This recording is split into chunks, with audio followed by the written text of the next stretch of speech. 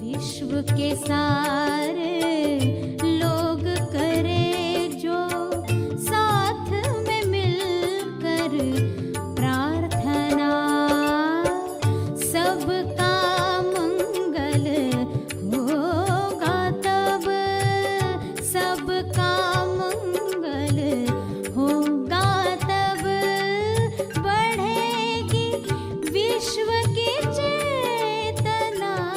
तोलू मन के पीछे, तोलू मन जो हर इंसान के अंदर है, ठीक उसके पीछे जो चीज़ अवेलेबल है वहाँ पर कोई स्थापित हो जाए तो उसको मोक्ष कहा गया। सभी को शुभेच्छा। हैप्पी थॉट्स तेज ज्ञान फाउंडेशन द्वारा आयोजित ध्यान प्रार्थना बीज बोने के लिए आप सबका स्वागत करते हैं। रोज हम सब मिलकर प्रार्थना करते हैं ताकि हम खुद भी स्वस्थ रह पाएं और जो बीमार हैं उन्हें भी हम अपनी प्रार्थना का बल पहुंचा पाएं। तो आइए ग्रहणशील रहते हैं और इस प्रार्थना का लाभ लेते हैं। सभी आंखें बंद करें।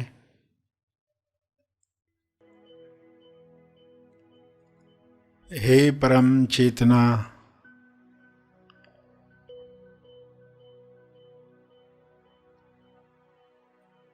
सभी तालमेल में आ जाएं, सभी ईश्वरीय सत्ता के तालमेल में अपने तोलू मन पर विजय प्राप्त करें। तोलू मन पर विजय पाप पुण्य पर विजय है, लाभ हानि पर विजय है, दुख सुख पर विजय है, सम्मान अपमान पर विजय है। सभी सहज मन के साथ जो सशक्ति मन है, जिसकी शक्ति विश्व के सभी मनों से जुड़कर दिव्य योजना के कार्य कर सकती है। डिवाइनली डिजाइन जो प्रोग्राम है हर मनुष्य में काम करे, जैसे हर जीव में काम कर रहा है। हर जानवर हर पौधा अपने डिवाइन प्रोग्रामिंग के अनुसार खुल रहा है, खिल रहा है। मनुष्य भी इसी के साथ तालमेल में आ जाए, प्रेम आनंद मौन में खुले खिले और सभी को प्रेम आनंद बांटे।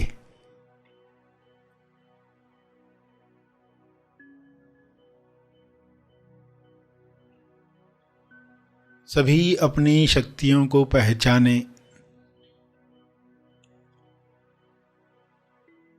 जब इंसान अपनी शक्तियों को जान जाता है तब दूसरों से छीनने का कार्य नहीं करता, दूसरों से ईर्ष्या करके खुद को दुख नहीं पहुंचाता।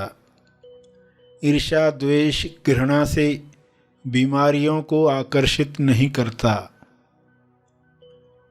हे परमात्मा, हर मनुष्य से नफरत द्वेष घृणा डर समाप्त हो जाए ताकि सारी बीमारियां समाप्त हो जाएं।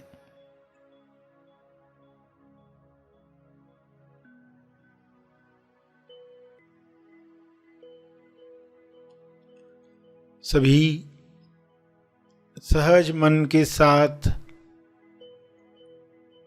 आहार ग्रहण करें, भोजन खाएं जिससे सभी स्वस्थ रहें। तोलू मन के अनुसार खाया गया अन्न बीमार करता है।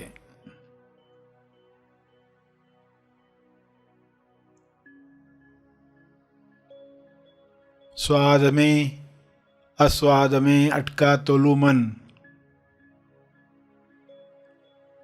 स्वास्थ्य से दूर जाता है।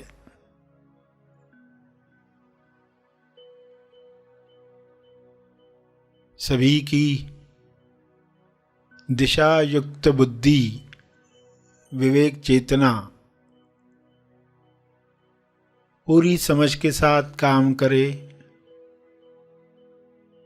ताकि तोलू मन पर जीत आसानी से मिल पाए।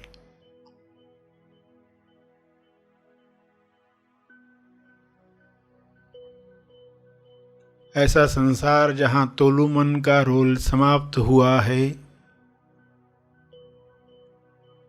उच्चतम विकसित समाज है।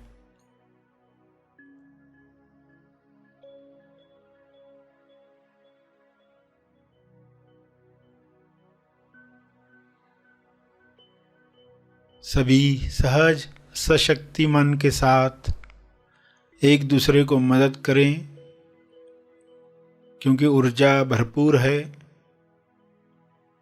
एनर्जी की कमी नहीं है।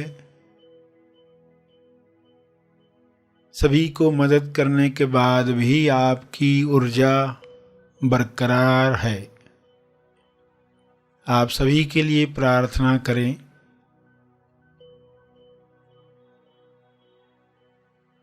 जो भी मनुष्य स्वस्थ हुआ है वह प्रार्थना करे, औरों के लिए प्रार्थना करे, सभी को अपने तप का बल प्रदान करे, सभी को आपके स्वास्थ्य का लाभ मिले, सभी को आपके तप का लाभ मिले।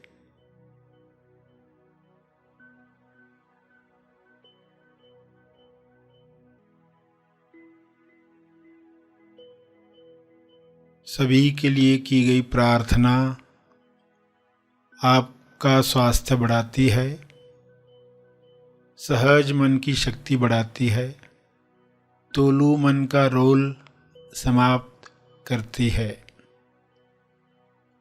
इसलिए दिल से प्रार्थना करें, अपने शब्दों में प्रार्थना करें।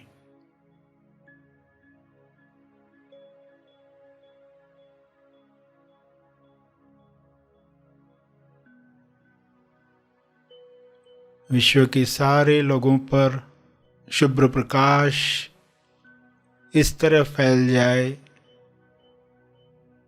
कि तोलू मन समाप्त हो जाए, कल्लू मन पिघल जाए, रहे केवल सहज मन, दिशायुक्त बुद्धि, शुद्ध इंद्रियां, निर्मल मन, स्वस्थ शरीर। प्रार्थना चलती रहे।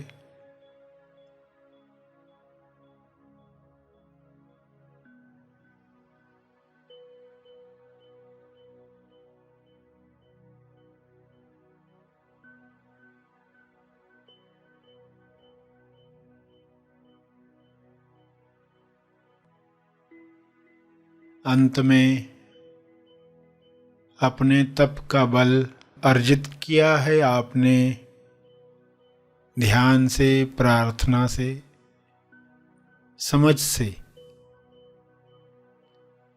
वह अर्जित बल सबको लाभ दे। इस शुद्ध भाव से तपर्पण करें।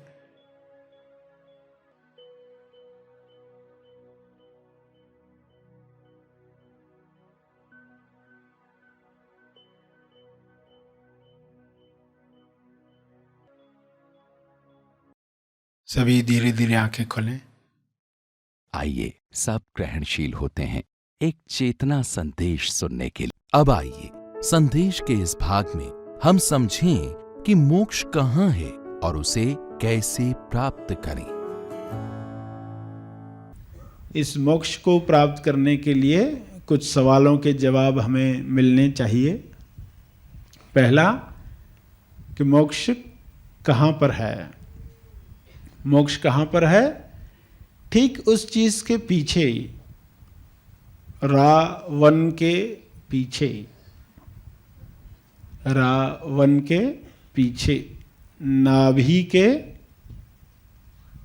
परे, जिसको भेद कर छेद कर प्राप्त किया जाता है।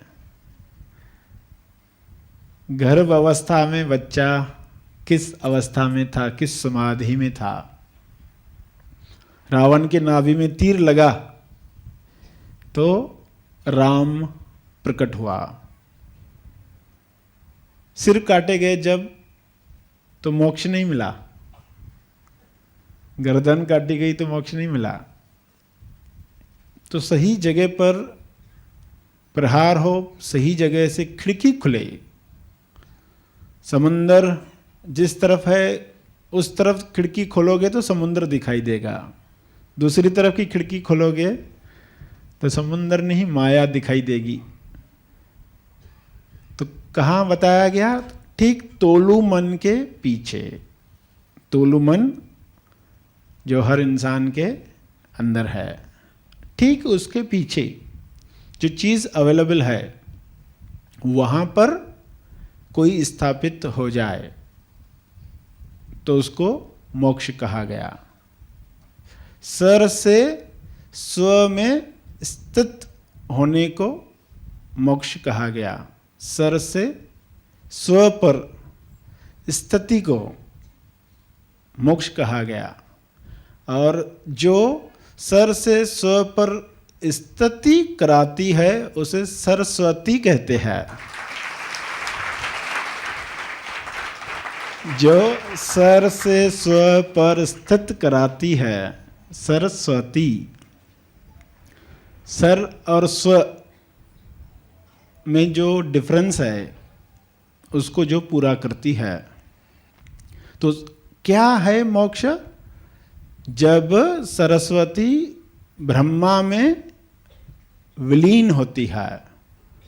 मोक्ष क्या है, कहाँ है बताया क्या है? जब सर से स्व पर स्थिति होती है और सरस्वती ब्रह्मा में विलीन होती है, जो आज तक कुछ अलग रोल प्ले कर रही थी। यानी जिस शरीर में सरस्वती ब्रह्मा में विलीन हुई तो वह शरीर ब्रह्म हुआ कहा जाता है, मगर हकीकत में क्या हुआ? अंदर जो चीज है वह रोल प्ले करे। डॉक्टर का जैसे बताया, शरीर दिखाई देता है इसलिए लोग शरीर की पूजा करते, यंत्र की पूजा करते। यंत्र वह निमित्त बनते हैं। तो हम उसका पूरा लाभ उठाएंगे और हमारे अंदर वह मोक्ष कैसे प्राप्त हो, मरने के बाद नहीं, जीवन में ही उसको समझें। तो अर्थ तो पकड़ में आ गया सभी को कि जो कथाओं में बताया गया है वह अर्थ नहीं है। फिर क्या अर्थ है? जब हम मूल अवस्था में पहुंचते हैं, पूर्व अवस्था कहा जाए जिसको। जब कोई खेल शुरू होता है तो एक अवस्था होती है। जब कोई आसन शुरू करते हैं हम करना तो एक अवस्था होती है। फिर हम उस आसन में जाते हैं, फिर वो आसन खत्म होता है तो कहते हैं पूर्व अवस्था में आ जाओ, यानी जैसे पहले थे उसमें आ जाओ, यानी पीछे जाओ। साइंस कहेगी आगे जाओ, आगे जाओ, क्योंकि ऐसे हम आगे जा जाकर मोक्ष तक पहुंचेंगे। लॉजिकल ऐसा लगता है ना। लॉजिक क्या कहता है कि अभी हम अनट्रेंड है, अभी हमें ये करना, ये करना, ये होगा, ये होगा, फिर ऐसा कर करके सब कर लिया अगर इस जिंदगी में तो मोक्ष मिलेगा। आधा रह गया तो फिर अगले जन्म में कंटिन्यू करेंगे। लॉजिकल ये सही लगता है, इसलिए केजी का ज्ञान खूब प्रचलित हुआ। कोई भी सुनता है मान लेता है, पिछले जन्म में जहां छोड़ा था अभी आगे कंटिन्यू कर रहे हैं। मगर सत्य क्या है? पूर्व अवस्था में जाओ, पीछे। मगर फिर पीछे जाने को भी लोग कैसे लेंगे? उसका अर्थ क्या लेंगे पीछे जाना? सभी बोल रहे आगे बढ़ो और ये कहते पीछे जाओ।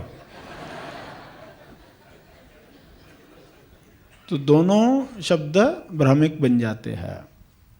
तब क्या आता है, न पीछे जाना है न आगे जाना है, जहां हो वहां स्थिर हो जाना है, मौन में जाना है।